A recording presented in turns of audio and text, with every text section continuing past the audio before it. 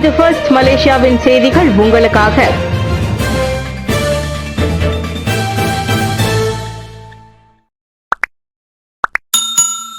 சேவை வரி கட்டண உயர்வை கோலாலம்பூர் மாநகர் மன்றம் ஒத்திவைத்துள்ளது. பிப்ரவரி 1ஆம் தேதி அமல்படுத்தப்பட்ட 2025ஆம் ஆண்டுக்கான சேவை வரி கட்டண உயர்வை கோலாலம்பூர் மாநகர் மன்றம் ஒத்திவைத்துள்ளது. அடுத்த அறிவிப்பு வரை கோலாலம்பூர் மாநகர் மன்றம் வழங்கி வரும் சேவைகள் மற்றும் வசதிக்கான கட்டண விகிதம் தொடர்ந்து நிலைநிறுத்தப்பட்டுள்ளது.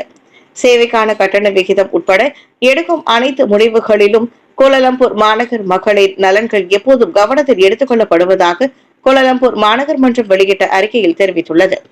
இதுகுறித்த எந்தவொரு புதிய விவரங்களும் அவ்வப்போது அதிகாரப்பூர்வமாக அறிவிக்கப்படும். மாநகர் மக்களின் சுபிட்சத்திற்காக சிறந்த சேவையை வழங்குவதற்கு உறுதி அளித்திருப்பதோடு அனைத்து தரப்பினரின் கருத்துக்களையும் எப்போதும் மதிப்பதாக கோலாலம்பூர் மாநகர் மன்றம் வெளியிட்ட அறிக்கையில் தெரிவிக்கப்பட்டுள்ளது. அயர்குனிங் சட்டமன்றத்தை தேசிய முன்னணி தக்க வைத்துக் கொள்ள இளையோர் வாக்கு முக்கியம். சரவணன். 14,000 இளைஞர்களின் பெருவாரியான வாக்குகளை திரட்டுவதே பேராக் அயர்குனிங் சட்டமன்ற தேர்தலில் தேசிய முன்னணியின் வெற்றியை உறுதி செய்யும் என மைகா தேசிய துணைத் தலைவர் டாக்டர் ஸ்ரீ எம் சரவணன் கூறியுள்ளார். வெற்றியை நிர்ணயிக்கக்கூடிய துருப்பு சீட்டாக விளங்குவதால் இந்த இளையோரின் வாக்குகளை கவர்ந்திழுக்க தேசிய முன்னணியின் தேர்தல் கேந்திரம் வலுப்பட வேண்டும். நல்ல வேளையாக தாப்பா தேசிய முன்னணியின் இளைஞர் பிரிவு அங்கு அடிக்கடி இளைஞர் நல திட்டங்களை மேற்கொண்டு வருகிறது. மலேசியாவிலேயே இளையோர் மேம்பாட்டு திட்டத்தை பள்ளி அளவில் முன்னெடுத்த ஒரே நாடாளுமன்ற தொகுதி தாப்பா தான். அதன் எம்பியுமான சரவணன் சொன்னார். தாப்பா தேசிய முன்னணி தேர்தல் நடவடிக்கை அறையில் நடைபெற்ற கூட்டத்திற்கு பிறகு முன்னாள் மத்திய அமைச்சருமான டாக்டர் ஸ்ரீ சரவணன் அவ்வாறு சொன்னார். தேர்தல் காலங்கள் மட்டும் இன்றி அயர்குனிங் தொகுதி மக்களுக்கு இன மத பேதமின்றி தேசிய முன்னணி தொடர்ந்து சேவையாற்றி வந்துள்ளது. அவர்களுடனான அணுக்கமான உறவு குறித்து குறிப்பாக மலாய்க்கார வாக்காளர்களின் பேராதரவோடு தேசிய முன்னணி அத்தொகுதியை தக்க வைத்துக் கொள்ளும் என சரவணன் நம்பிக்கை தெரிவித்தார். பூச்சோங்கில் பெண் பாதுகாவலர் தாக்கப்பட்ட சம்பவம் 42 வயது ஆடவர் தேடப்படுகிறார். பிப்ரவரி 25ஆம் தேதி ஸ்லாங்கூர் பண்டார்புதரி பூச்சோங்கில் பெண் பாதுகாவலர் தாக்கப்பட்டது தொடர்பில் 42 வயது மேகவன் செல்வராஜு எனும் ஆடவரை போலீஸ் தேடுகிறது. குற்றவியல் சட்டத்தோடு அரிக்கும் பொருட்கள், வெடிபொருட்கள் மற்றும் ஆபத்தான ஆயுதங்கள் சட்டத்தின் கீழ் அவ்வாடவரை விசாரிக்க வேண்டி இருப்பதாக செட்டாங் மாவட்ட போலீஸ் தலைவர் துணை ஆணையர் ஏ அன்பழகன் தெரிவித்தார். பாதிக்கப்பட்ட 32 வயது பெண் போலீசில் புகார் செய்திருப்பதையும் அன்பழகன் உறுதிப்படுத்தினார். பண்டார்புத்ரி பூச்சோங்கில் உள்ள ஒரு அடுக்குமாடி குடியிருப்பில் பெண் பாதுகாவலர் அவருக்கு அறிமுகமான ஆடவரால் தாக்கப்பட்டு கொலை மிரட்டல் விடுக்கப்பட்டதாக முன்னதாக செய்திகள் வெளியாகியிருந்தன. தனது காதல் நிராகரிக்கப்பட்டதால் சினமடைந்து அந்நபர் தாக்குதலில் ஈடுபட்டதாக கூறப்பட்டது. அச்சம்பவம் வீடியோவில் பதிவாகி பேஸ்புக்கிலும் வைரலானது. 10 அதிக ஆற்றல் கொண்ட மோட்டார் சைக்கிள் குழுவினர் நகைச்சுவை கலைஞர் கவுர் சத்யாவுக்கு கௌரவிப்பு. அதிக ஆற்றல் கொண்ட மோட்டார் சைக்கிள் ஓட்டும் குழுவினர் நாடறிந்த நகைச்சுவை கலைஞர் சத்யாவுக்கு பாராட்டு நடத்தி அன்பளிப்பு வழங்கினர். செராஸ் தாமான் மலூரியில் உள்ள உணவகத்தில் நடத்தப்பட்ட இந்த நிகழ்ச்சியில் ஜொஹூர், மலாக்கா, ஸ்லாங்கூர் மற்றும் கோலாலம்பூரில் இருந்து 10 மோட்டார் சைக்கிள் குழுவினர் கலந்து கொண்டனர். மோட்டார் சைக்கிள் ஓட்டுவது பொழுதுபோக்கு அம்சமாக இருந்தாலும் சமுதாயத்திற்கு உதவிகரம் நீட்டுவது கடமையாக இருந்தால் டொகோ நெகேரா விருது பெற்ற மண்ணின் மைந்தர் கலைஞர் சத்யாவை பாராட்டுவதை மிகப்பெரிய கௌரவமாக கருதுவதாக அந்நிகழ்ச்சியில் உரையாற்றிய லெஜெண்டரி ரைடர்ஸ் மலேசியா கிளப்பின் தலைவர் மகேந்திரமணி கூறினார். இந்த நிகழ்வு தனக்கு மகிழ்ச்சி அளிப்பதாகவும் அதே வேளையில் நாட்டில் உள்ள இதர நலிந்த கலைஞர்களுக்கும் உதவிகரம் வழங்க வேண்டும் என கலைஞர் சத்யா தனது ஏற்புரையில் தெரிவித்தார். கலையுலகத்தை சேர்ந்த தன்னை மறக்காமல் உதவி வழங்க முன்வந்த அனைத்து தரப்பினருக்கும் சத்யா நிகழ்ச்சியோடு நன்றியை தெரிவித்துக் கொண்டார். வேல்வேல் ஸ்லோகத்தை இழிவுபடுத்தி சர்ச்சைக்குரிய வீடியோ வெளியிட்ட ஏரா வானொலி அறிவிப்பாளர்கள் மன்னிப்பு கோரினர். இந்துக்களின் மனதை காயப்படுத்தும் அளவுக்கு வீடியோ வெளியிட்டதற்காக ஆஸ்ட்ரோ கீழ் இயங்கும் ஏரா மலாய் வானொலி அறிவிப்பாளர்கள் மன்னிப்பு கேட்டுக் கொண்டுள்ளனர். 3 பகி ஏரா நிகழ்ச்சியின் அறிவிப்பாளர்களான நபீல் அகமது, ஆசாத் ஜஸ்மின், ராடின் ஆகிய மூவரும் தங்களின் தவறை ஒப்புக்கொண்டு வீடியோ வெளியிட்டுள்ளனர். இந்துக்களை இழிவுபடுத்தும் நோக்கம் தங்களுக்கு இல்லை என தெளிவுபடுத்தியவர்கள் அது தெரியாமல் நடந்துவிட்ட தவறு என கூறினர்.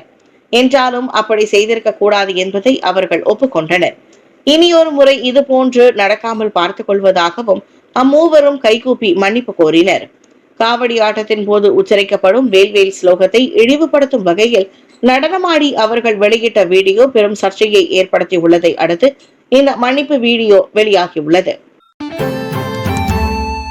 70 வயது மலையேறி மரணத்தின் எதிரொலி. கினவாலு மலையேறிகளுக்கு வயது கட்டுப்பாடு விதிக்கப்படலாம். கினவாலு மலையில் ஏறுபவர்களின் பாதுகாப்பை உறுதி செய்ய சபா மாநில அரசாங்கம் பல்வேறு நடவடிக்கைகளை அமுல்படுத்தவிருக்கின்றது. மலையேறிகளுக்கு வயது கட்டுப்பாட்டை நிர்ணயிப்பதும் அவற்றில் அடங்கும். மாநில சுற்றுலா, கலை, சுற்றுச்சூழல் துறை அமைச்சர் டாக்டர் ஸ்ரீ கிறிஸ்டினா லியோ அதனை கோடிக்காட்டியுள்ளார். மலேசியாவின் அந்த உயரமான மலையில் இருந்து இறங்கும் போது பிரிட்டனை சேர்ந்த 70 வயது முதியவர் மயங்கி விழுந்து மரணமடைந்த சம்பவத்தை அடுத்து அவ்வாறு பரிசீலிக்கப்படுகிறது. அச்சம்பவம் குறித்து வருத்தம் தெரிவித்த கிறிஸ்டினா, இதுபோன்ற துயரங்கள் நடப்பதை பார்க்க விரும்பவில்லை என்றார். இவ்வேளையில் மலையேறுபவர்களுக்கான காப்புறுதி பாதுகாப்பு குறித்து கேட்டபோது அது மலையேறிகளின் பொறுப்பு என்றார் அவர். கடந்த ஆண்டிலிருந்து இதுவரை குறைந்தது 4 மலையேறிகள் கினவாலு மலையில் உயிரிழந்துள்ளனர்.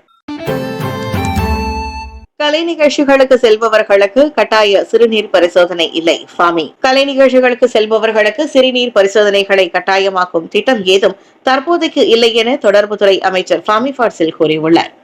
இருப்பினும் சம்பந்தப்பட்ட அனைத்து தரப்புகளுடனான கலந்துரையாடல்களின் அடிப்படையில் அவ்வப்போது SOP நடைமுறைகளில் ஏதேனும் பரிந்துரைகள் மற்றும் மாற்றங்களின் தேவை குறித்து அரசாங்கம் ஆராயும் என அவர் சொன்னார். வெளிநாட்டு கலைஞர்களை உட்படுத்திய தேவையான பாதுகாப்பு அம்சங்களை கொண்ட வழிகாட்டுதல்களை தமது அமைச்சு நிகழ்ச்சி ஏற்பாட்டாளர்களுக்கு வழங்கியுள்ளதாகவும் ஃபாமி கூறினார். நிகழ்ச்சிக்கு முன், நிகழ்ச்சியின் போது மற்றும் நிகழ்ச்சிக்கு பிறகு புகைப்பிடித்தல், மது அருந்துதல் மற்றும் போதைப் பொருள் உட்கொள்வது தொடர்பான எந்த நடவடிக்கைகளும் இல்லை என்பதை ஏற்பாட்டாளர்கள் உறுதி செய்ய வேண்டும் என்பதும் அவற்றில் அடங்கும். போதைப் பொருள் துஷ்பிரயோகத்தை எதிர்த்து போராடுவதற்காக கலை நிகழ்ச்சிகளுக்கு வருபவர்களுக்கு சிறுநீர் பரிசோதனை நடத்தும் திட்டம் குறித்து மக்களவையில் கேட்கப்பட்ட கேள்விக்கு ஃபாமி பதிலளித்தார். PKR தொகுதி கூட்டத்தில் பாராங்கத்தி மிரட்டலாம். விசாரணையில் இறங்கிய போலீஸ். குவாலஸ்லாங்கூர் PKR தொகுதியின் அண்மைய ஆண்டு பொதுக்கூட்டத்தின் போது ஏற்பட்ட சலசலப்பு குறித்து போலீசார் விசாரணை அறிக்கையை திறந்துள்ளனர். அக்கூட்டத்தில் பங்கேற்ற பெண் ஒருவர் அது குறித்து புகார் செய்ததாக குவாலஸ்லாங்கூர் போலீஸ் தலைவர் சூப்பரிண்டென்டென்ட் அசருடின் தஜுடின் கூறினார். கூட்டத்தில் ஒரு ஆடவர் தன்னை நோக்கி பாராங்கத்தியை எடுக்கவா என மிரட்டியதாக அப்பெண் புகார் கூறியுள்ளார். அதோடு தன்னை நெருங்கி சிரமூட்டும் வகையில் அவர் நடந்து கொண்டதாக புகாரில் கூறப்பட்டது. இதையடுத்து மிரட்டல் விடுத்ததன் தொடர்பில் குற்றவியல் சட்டத்தின் கீழ் அச்சம்பவம் விசாரிக்கப்படுவதாக அசருடின் சொன்னார். குவாலஸ்லாங்கூர் PKR ஆண்டு கூட்டத்தில் நிகழ்ந்த சண்டை குறித்த வீடியோ முன்னதாக டெலிகிராமில் வைரலானது. அமைச்சரின் ஒருவரின் சிறப்பு அதிகாரியும் அக்கட்சி தேர்தலில் போட்டியிடும் வேட்பாளருமான ஒரு ஆடவர் தனது போட்டியாளரை விரட்டுவதற்காக குண்டர்களை இறக்கியதால் அச்சண்டை மூண்டதாக கூறப்படுகிறது. வேல்வேல் என கிண்டலடித்த சர்ச்சைக்குரிய வீடியோ தொடர்பில் ஆஸ்ட்ரோ கீழ் இயங்கும் வானொலியை விசாரிக்க MCMCக்கு ஃபாமி உத்தரவு. ஆஸ்ட்ரோவுக்கு சொந்தமாக வானொலி நிலையம் ஒன்றின் ஊழியர்கள் மற்ற மத விழாக்களை கேலி செய்வது போலான வீடியோ சமூக ஊடக தளங்களில் பதிவேற்றப்பட்டது குறித்து பல்வேறு தரப்பினரிடம் இருந்து தொடர்புத்துறை அமைச்சுக்கு புகார்கள் வந்துள்ளன.